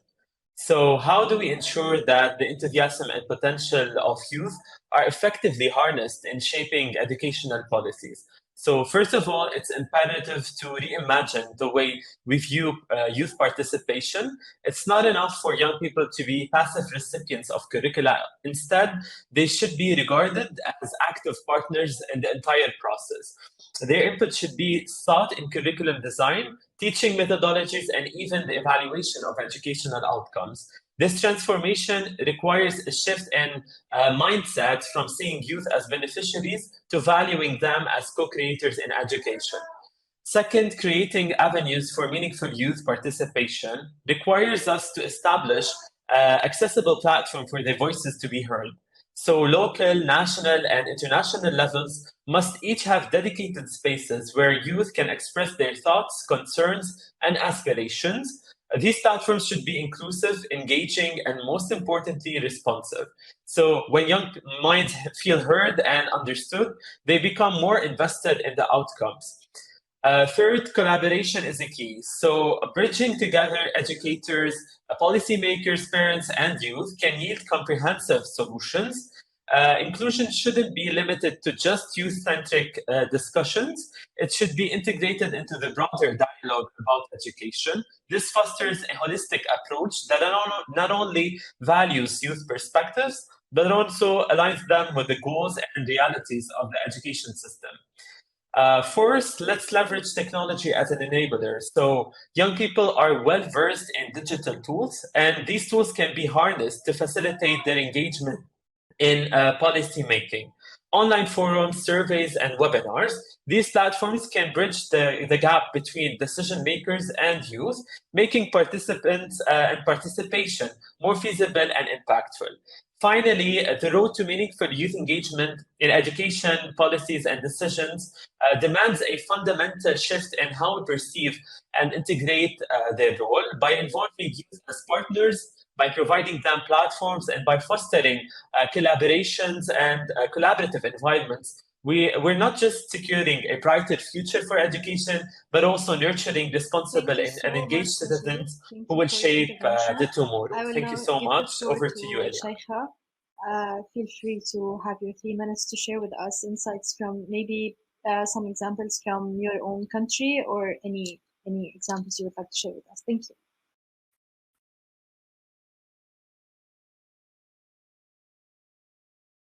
My voice clear now? Hello? Yes, all right. Thank you so much, Elena.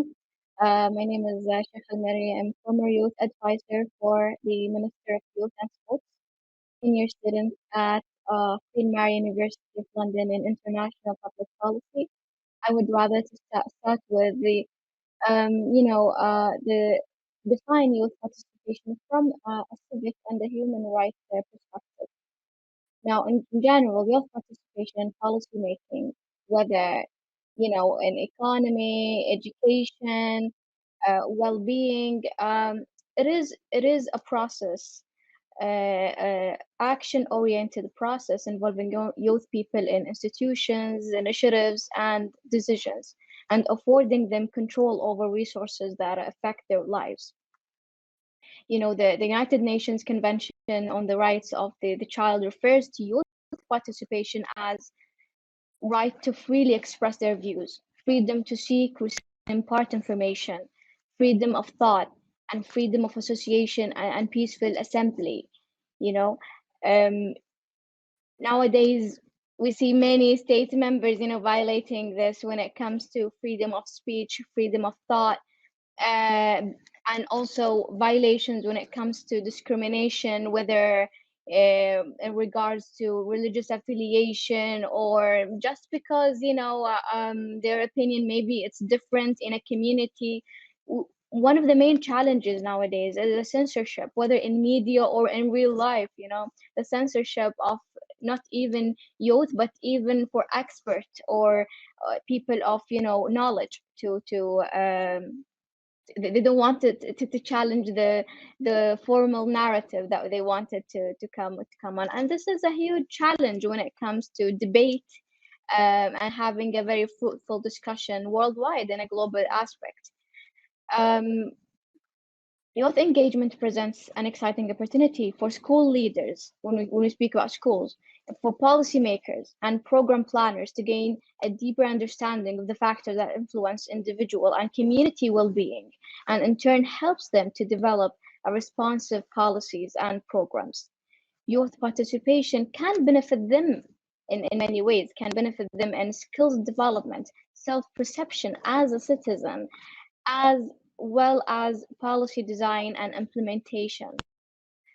First, youth participation fosters transferable non-cognitive skills and competences. Civic participation promotes youth personal development and provides them with substantive knowledge and practical. Connecting with peers through active engagement allows youth to build social capital, an important competency for joint actions, which allow achieving objectives usually beyond a single individual's reach. Second, youth who feel that their views and needs are being included and respected develop a positive sense of self-awareness and identity, which increases resilience and well-being. Now, through participation of youth, learn to process decision-making abilities. It also allows youth to understand better how government bodies work and increases public transparency and thus accountability. Now, an improved understanding of the political and administrative machinery helps to create trust in public authorities. Third, policymakers can improve program designs and implementation by incorporating information provided by youth. Furthermore, participation increases the ownership of policy initiatives, which is now the main barriers when it comes to youth participation. Social. First, prevailing societal attitudes toward young people is often that they are troubled and troubling, which justification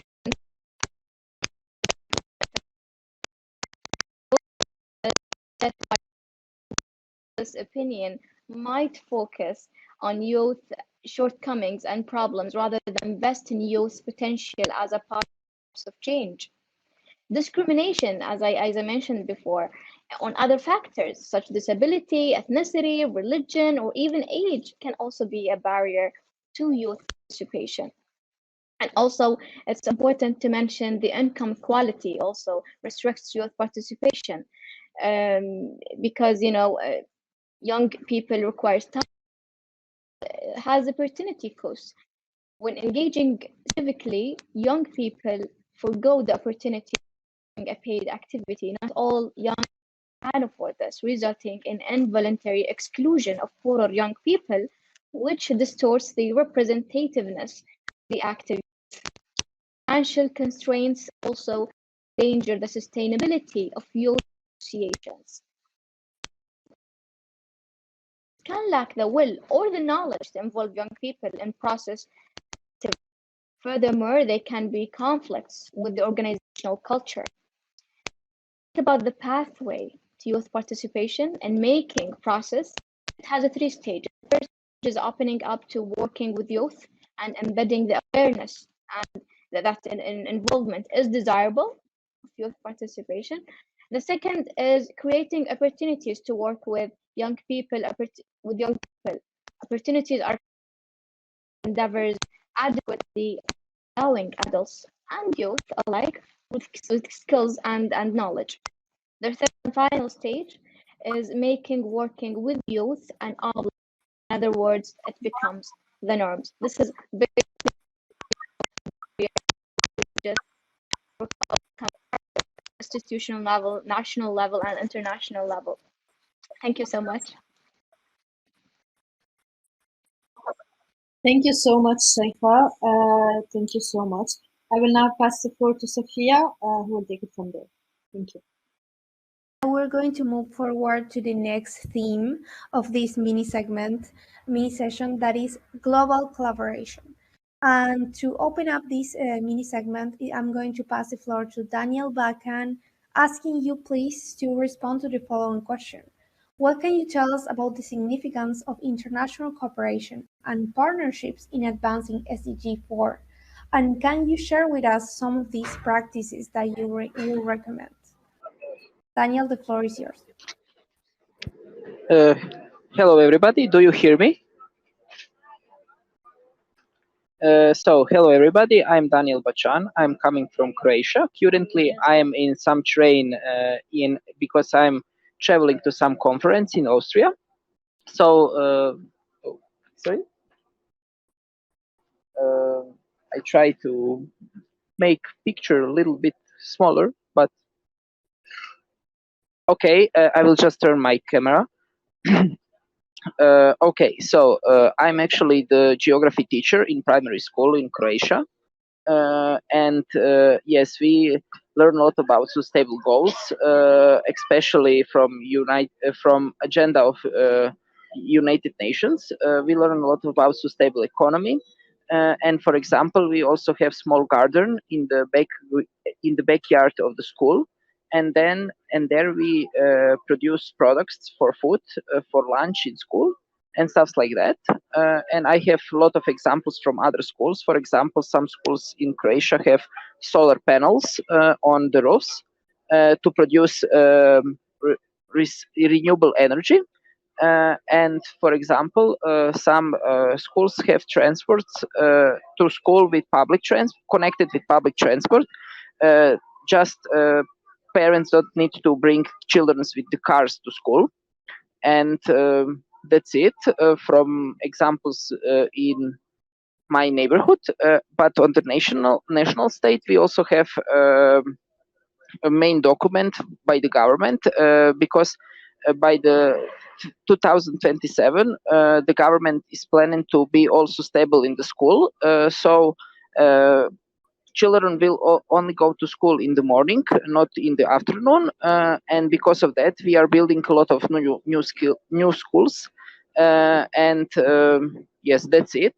And I'm really glad to be with you from this more than 1 hour. And I heard a lot of good examples from all of you and from all around the world. And I'm very proud to represent my country in this such a big event. And that's it. I hope I give a right answer on the question, and I was trying to be short as possible. Thank you very much. Thank you very much, Daniel, for sharing us to responding to this question from your experience and from the reality of your community in your country. And now we're very close to the end, but now I'm going to pass the floor to Eliane to move forward.